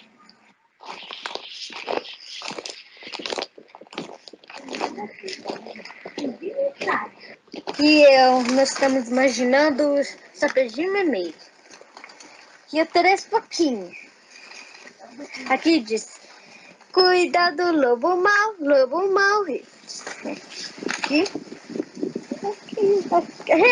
Aqui está o lobo mau chegando. Sentiu o porquinho. E esse é receita de comida que nós estamos fazendo. Que o bolo disse, vamos fazer isso? Daí nós fomos na cozinha e fazemos.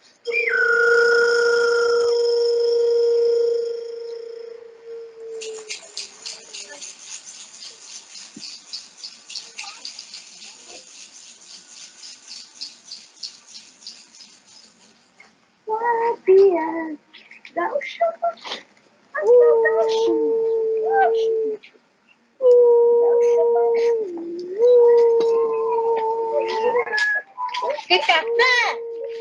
Não, não faz café, para mim.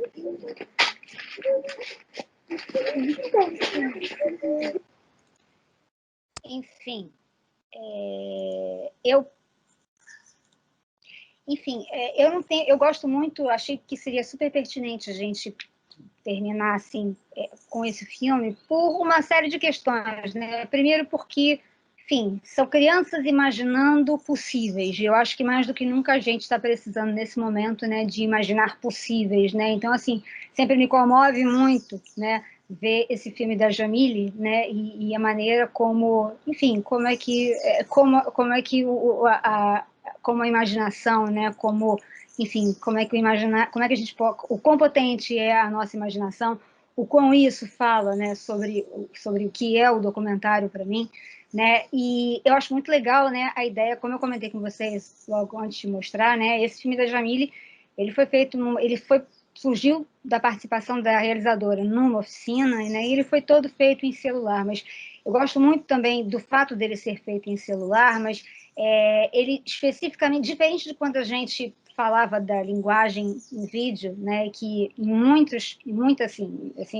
uma das formas de você falar da imagem do vídeo, né, é falar por certas especificidades da imagem que são apenas imagens do vídeo, né, ou então, enfim, falar de características que singularizam aquele tipo de imagem pela técnica que fez com que ele fosse produzida, né? Eu acho que a grande complexidade, né, desse filme, do momento que a gente vive, né, o filme da Jamile, um celular ele permite que seja feito um filme que, enfim, ele está para além do próprio formato, não é a linguagem celular, né? Existem filmes que, enfim, investem especificamente nessa forma de, enfim, nessa imagem 1.1, que é a mais quadrada, que a gente passa de cima para baixo, mas esse filme da Jamile, ele é muito impressionante porque, enfim, ele tem características de filmes que, enfim, estão relacionadas ao cinema direto, estão relacionadas, enfim, ao cinema etnográfico, né? É como se a gente tivesse agora, é como se quase tivesse impossível você definir alguma coisa pelo tipo de imagem que ela é. Eu acho isso de uma riqueza impressionante, né?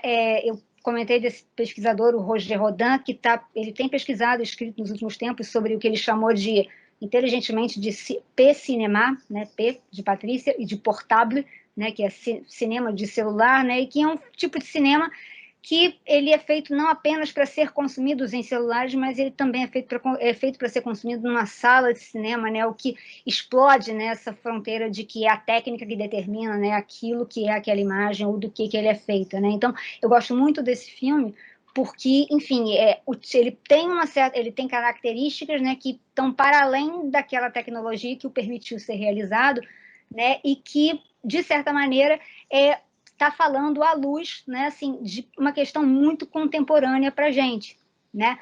Acho que tem uma certa riqueza de filmes ainda a ser explorada, né? Acho que a gente está falando de uma potência de imagem agora, né? Assim, essa ideia que eu acho muito potente, né, do celular como alguma coisa, um dispositivo que permite que a gente já, antes mesmo de pensar em filmar, a gente já tem um aparelho aqui que permite a gente virar, enfim, criar um registro, criar uma narrativa na hora que a gente começa a fazer a câmera funcionar, né?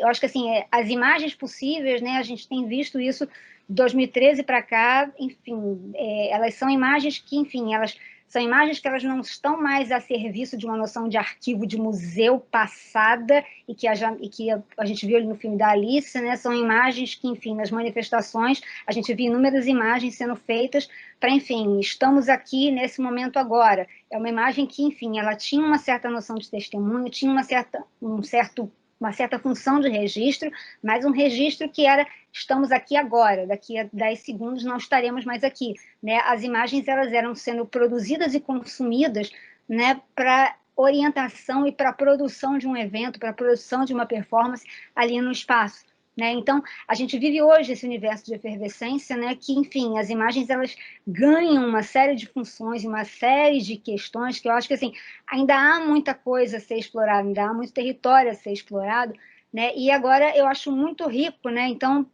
para encerrar, né, para a gente ter um tempinho para perguntas, se vocês quiserem fazer, eu acho muito rico, né, essa ideia de que a gente agora, né, a gente está vivendo um mundo, né, que está trazendo uma série de questões para a gente, né, mas eu confesso para vocês que ao longo desses 6 meses, né, a coisa que mais me fez, assim, mais me permitiu pensar que não está tudo perdido, assim, vale a pena esperar pelo que vier depois, é porque eu fico imaginando os filmes que vão surgir a partir daí, né, eu fico pensando na quantidade de filmes, né, na quantidade de imagens, né, assim, as novas formas e novas e diferentes formas de relato que a gente tem visto já aparecer e que tendem a aparecer ainda mais para adiante, porque, de novo, né, puxando, né, as imagens estão acontecendo porque elas são urgentes e há uma urgência em produzi-las, né, mas, ao mesmo tempo, a imagem ela tem uma urgência própria dela e um tempo de maturação próprio dela, né? Então eu fico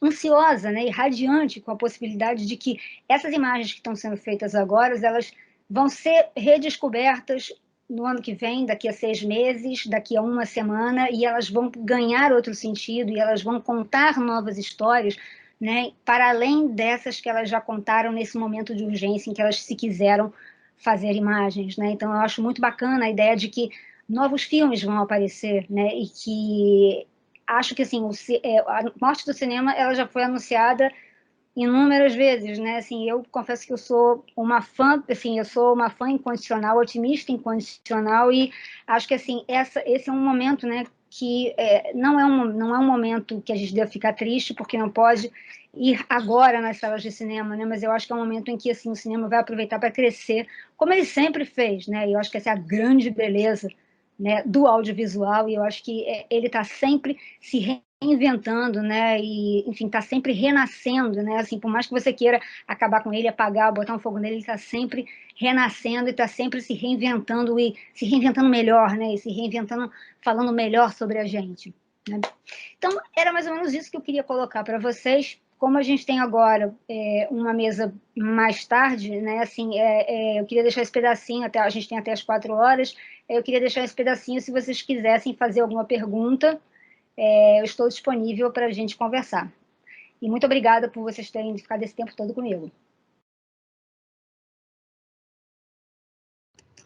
Só lembrando que as minhas perguntas podem ser feitas pelo chat ou levantar a mão e a gente passa a palavra para vocês, tá bom? Tá. Emily, você quer perguntar ou só não está levantada só para... Eu levantei sem querer, mas eu já vou fazer uma pergunta também. Então tá joia. Primeiro, Patrícia, agradecer. Foi muito legal, foi muito gostoso, porque eu acho que a gente, de alguma forma, também passeou por todos esses anos do festival, né, através da da sua narrativa. E eu queria te perguntar mais uma pergunta pessoal, assim, se tem algum ano especialmente que marcou você na seleção e o porquê, porque eu acho que tem, acredito que tenham anos que sejam marcantes, não só pelas temáticas, mas também pela relação com o que está acontecendo no mundo, né? Enfim, eu queria entender um pouco para que você falasse pessoalmente dessa sua relação e se tem algum período marcante para você de todo esse festival.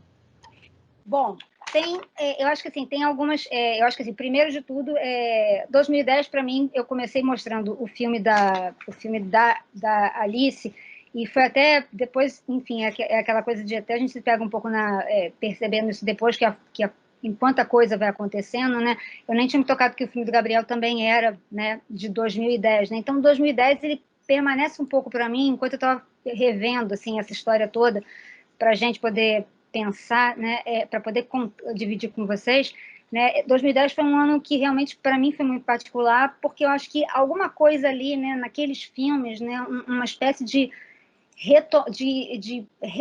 oxigenação, de atualização da forma de você refletir sobre o cinema, ficaram muito patentes naquele momento, né?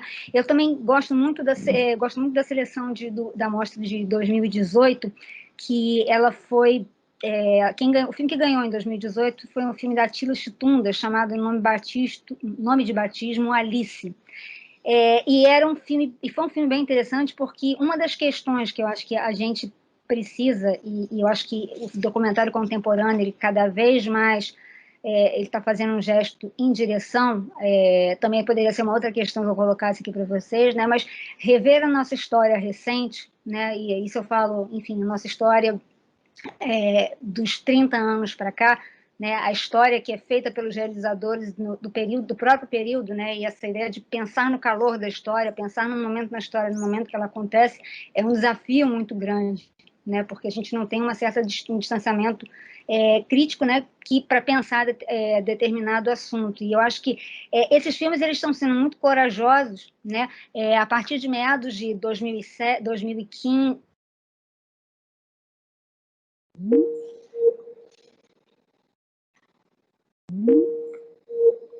Olá, vocês estão me escutando? Oi, estou de volta? Deu uma travadinha, mas sim, agora estamos. Estamos de volta. Pois é, eu acho que assim, há um gesto também nesses filmes de 2015, a partir de 2014, né, que é essa ideia de você pensar questões, né, muito inerentes à nossa história e questões muito inerentes à nossa sociedade, né? Assim, você tem uma série de filmes também que tratam da representação dos negros, você tem uma série de filmes que vão complexificar, né, essa noção de que os próprios índios, né, que abriram e fecharam, curiosamente, só me dei conta disso agora, né, que os filmes foram 2 filmes protagonizados por índios, né, e que assim eles falam, né, de uma certa cultura que ela está extremamente sofisticada e extremamente muito mais para além do que certas visões assim completamente polarizadas e empobrecedoras do que é ser um índio. O índio ele é bem mais inteligente que eu e você, ele tem uma noção da sua própria consciência que muita gente insiste em achar que, enfim, achar que não existe, né, ou que, enfim, está presa a um arquétipo, né, que enfim, que ele foi importado, enfim, veio de um tempo em que talvez, sei lá, talvez ele nunca tenha existido, mas ele se consolidou em algum momento, e eu gosto muito, né, desse lugar das pessoas, né, que, enfim, a gente olha para a gente, quando elas falam, né, e eu acho que isso é uma das coisas legais das entrevistas, né, dos personagens, né, tirar eles daquele lugar acomodado das representações, né, e formas, né, eu acho que eles se destacam porque eles têm uma consciência de si, né, e eu acho que ter consciência de si, rir sobre a sua... E eu gosto muito da Dona Rosa, que eu mostrei em 2010, né? Porque a Dona Rosa conta uma história que é trágica, né? Porque, assim, não tem jeito da coisa terminar bem, né? Assim, você vê que, enfim, a tragédia é isso, né? A tragédia são 2 realidades que elas estão acontecendo, elas não conseguem conviver, mas elas existem ali, né? Mas elas estão eternamente em conflitos, né? E assim, a Dona Rosa olha para aquilo com uma ironia, e olha para aquilo com ela consegue criar uma certa narrativa que é tão inteligente, tão madura, tão refinada, né? E eu acho que esse tipo de personagem, né, que assim está consciente da sua própria história e assim ele não é refém, né, de uma história, ele se torna ele consegue usar tudo aquilo que foi dito sobre ele e a partir dele para, enfim, se autorizar enquanto sujeito que fala, né? E eu gosto muito desse tipo de processo, né? Que eu acho que em meados de 2010 a coisa começou a andar.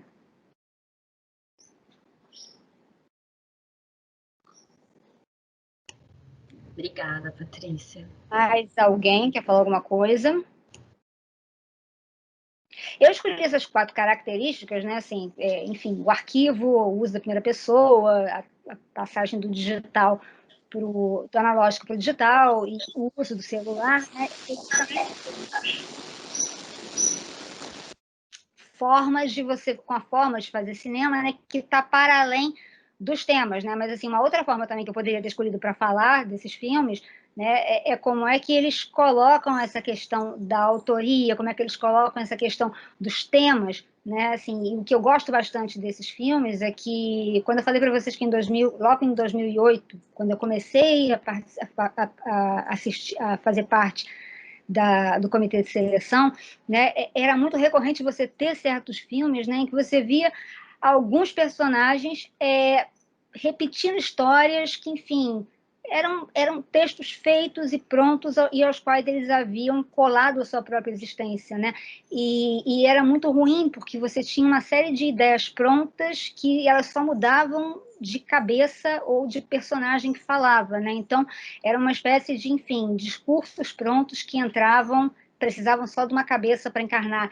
E de lá para cá, né, eu acho que assim, a ideia de fazer um filme sobre grupos de minoria, sejam eles negros doentes de AIDS, índios, enfim, comunidades de leprosos, cada um deles agora é muito bacana entender que os filmes eles não se acomodam mais, né, em lugares comuns, não se acomodam mais em discursos pré-feitos, né? Eles, ao contrário, né, eles mostram toda a inventividade do sujeito e a forma como o sujeito se apropria dessa própria narrativa oficial, ou então assim, essa narrativa, grande narrativa que se faz sobre eles, como é que eles se apropriam daquilo e conseguem capitalizar aquilo ali em uso próprio, né? E tornam a coisa toda muito mais inteligente, muito mais interessante, né? Então, assim, eu gosto bastante, né, por conta disso. Né, a começar, né, assim, a Alice retoma um tema que é muito caro no documentário, né, que é essa ideia de como é que a presença dela interfere ali naquele momento em que ela está fazendo ela descobre, né, que a presença dela interfere ali no momento em que as imagens estão sendo feitas, né, questões que o Jean Rouch foi lá em 1960, ele já trabalhava com isso, né, assim, já fazia filmes sobre questionando, né, muito menos interessado em um registro mosca na parede, né, assim, de não tem ninguém, as pessoas, o real está acontecendo aqui como se não tivesse ninguém filmando, é ao contrário. O real só está acontecendo aqui porque tem alguém aqui filmando, né? E explorar essa potência, né? Então, eu acho que, assim, esses filmes, né, cada vez é mais frequente, é isso que para mim, uma grata surpresa, é que hoje a gente, quando recebe filmes Não É Tudo Verdade, eles são cada vez menos filmes que estão interessados, né, nesses filmes com discursos que, enfim, prontos e que, enfim, estão defendendo ou querem fazer o espectador acreditar numa causa. Eles estão bem mais interessados em pensar essa diversidade, né, essa forma contemporânea de se usar os próprios discursos em função de si próprio, que torna a vida mais bonita, torna o mundo mais interessante, né? Eu acho que é a resposta que a gente tem acho que assim, a melhor forma que a gente tem de lidar com o mundo, né, é estar aberto para essas belezas que se performam assim na nossa frente. E, Patrícia, em que medida você acha que a própria seleção do É Tudo Verdade colabora para que no ano seguinte esses formatos dessa forma cheguem diferentes? Assim, então, em que medida vocês acham que o festival colabora também para que esse novo formato seja pensado também, que chegam no ano seguinte, né, a partir do que vocês vão selecionando no ano anterior? Isso é uma questão legal, porque ela é e não é alguma coisa, acho que assim, é alguma coisa que pode ser feita ali no contexto do festival, mas ao mesmo tempo ela também é alguma coisa que faz o festival acontecer, né? Os filmes, né, eles, a cada ano, a ideia, né, como eu comecei ali na fala, logo quando eu comecei essa conversa, né, quando o festival apareceu há 25 anos atrás, era muito fácil você fazer, era tranquilo, relativamente fácil você pegar e fazer um festival de documentários e colocar dentro de uma mesma mostra filmes com diferentes formas de aproximação, linguagem, formas de realização, e dizer que é documentário, né? Mas agora, né, eu acho que assim, eles cada vez mais, né, assim, a gente privilegia nas mostras, né, na seleção da mostra, a gente privilegia exatamente esses novos formatos, né? E a ideia de que assim, os filmes alimentam os novos realizadores do próximo ano, né? Porque assim, é uma espécie de retroalimentação. Não sei se eu respondi.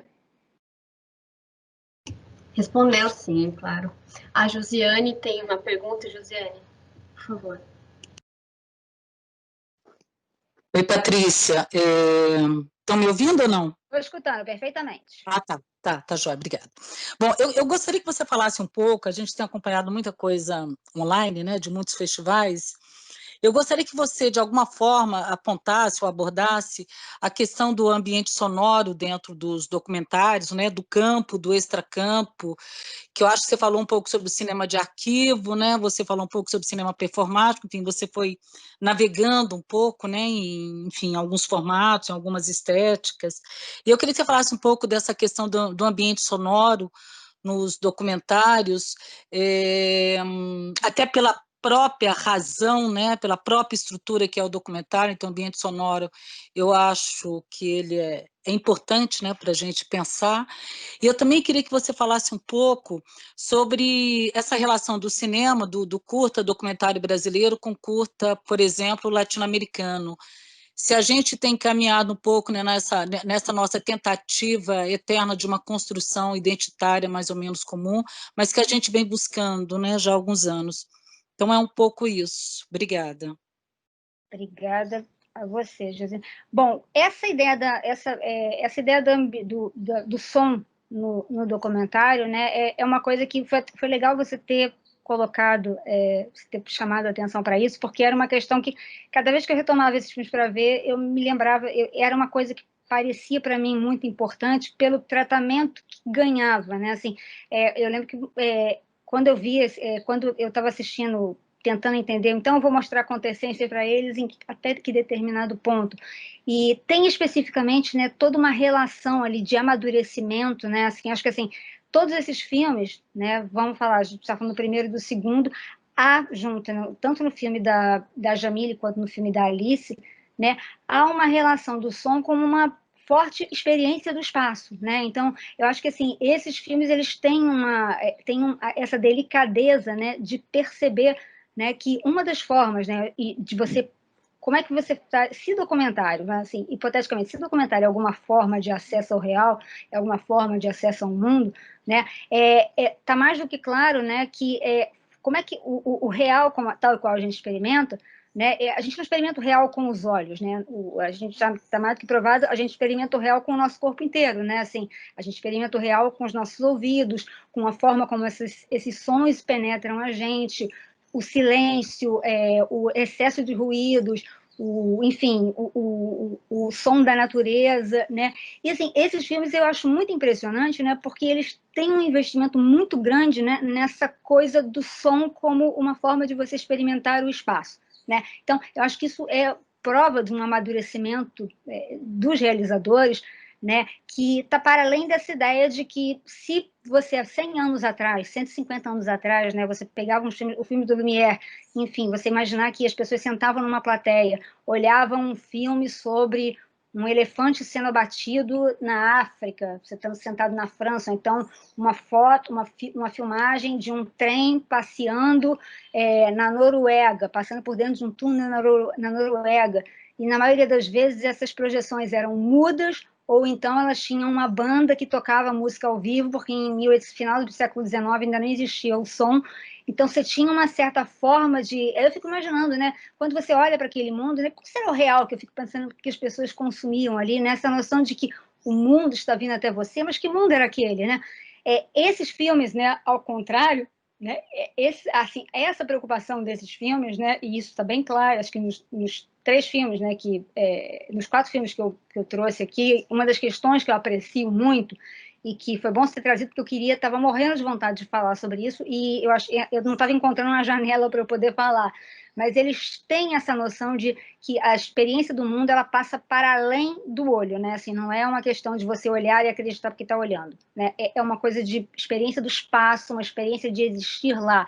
E eu acho que esses filmes, eles ganham muito, né? A linguagem deles é muito elaborada exatamente por conta disso, né? Porque eles têm essa preocupação de criar uma forma de experiência do espaço, né? E aí, enfim, uma série de outras questões, estão relacionadas a isso, né? E que, enfim, a gente pode começar a e aí colocam em questão e formalizam, né? Se atualizam essa noção de o que é a realidade dessa imagem. Ah, mas é pós-produção. Tá, mas a pós-produção, ela está interessada em produzir não uma cópia daquilo que foi filmado, ela está interessada em produzir uma experiência do espaço que interessa ao realizador passar para quem está assistindo, e que é especificamente o que interessa daquela coisa, né? Os melhores filmes, para mim, são sempre esses, né? Os filmes que eles estão mais interessados na qualidade da informação que eles estão passando do que na quantidade, né? Assim, a ideia de que o mundo, ou uma crise, ou então uma história, é um conjunto de fatos que eu tenho que entender, e é por isso que eu deveria me preocupar.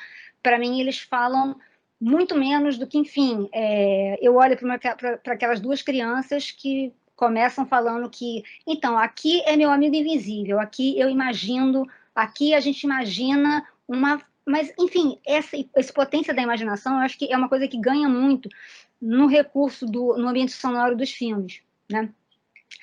Já sobre a outra pergunta que você fez sobre a relação do curta brasileiro com o curta latino-americano, eu acho que a gente ainda está andando a gente estava começando uma boa, assim, andada, né? A gente tem várias instituições que nos últimos 10 anos vinham ajudando, e assim, algumas imagens sendo liberadas, o trabalho do Comitê da Verdade, trazendo algumas narrativas e histórias sobre, enfim, os anos 70. Eu acho que havia uma série de intenções, né, e uma série de formas de você começar a acessar esse mundo, e que se materializou efetivamente num filme, né? Não sei, assim, de 2 anos para cá, a gente não sabe muito bem ainda como é que a nossa história vai proceder, mas eu acho que, assim, a gente ainda está bastante aquém, né, assim, do que se produz em termos de reflexão sobre a própria história, né, do que países vizinhos, né, como Chile, Argentina.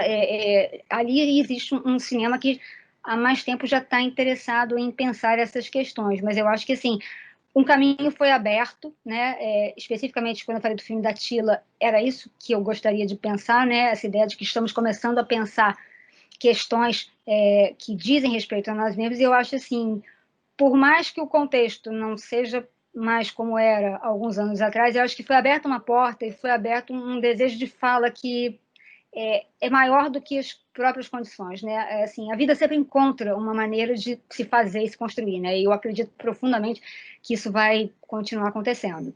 Espero que eu tenha te respondido.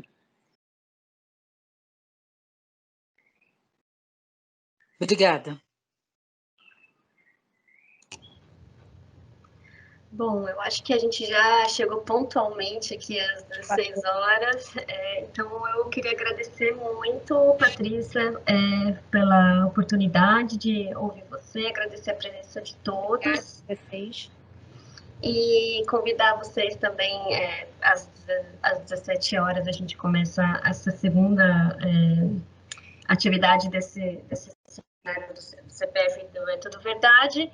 Desejar, então, uma boa tarde a todos e muito obrigada, Patrícia. Muito obrigada a vocês, muito obrigada a vocês pela companhia. Sim, os nomes, a gente estava sem as imagens, mas, enfim, eu vejo toda hora, vi o nome de vocês, e assim, é muito bom estar na companhia de vocês, pessoas queridas, pessoas que eu conheço, que eu não conheço, mas e que assim, é muito bom saber assim que a gente se reuniu na tarde de hoje para falar de documentários. Te agradeço muito vocês ficarem aqui comigo. Obrigada. Obrigada.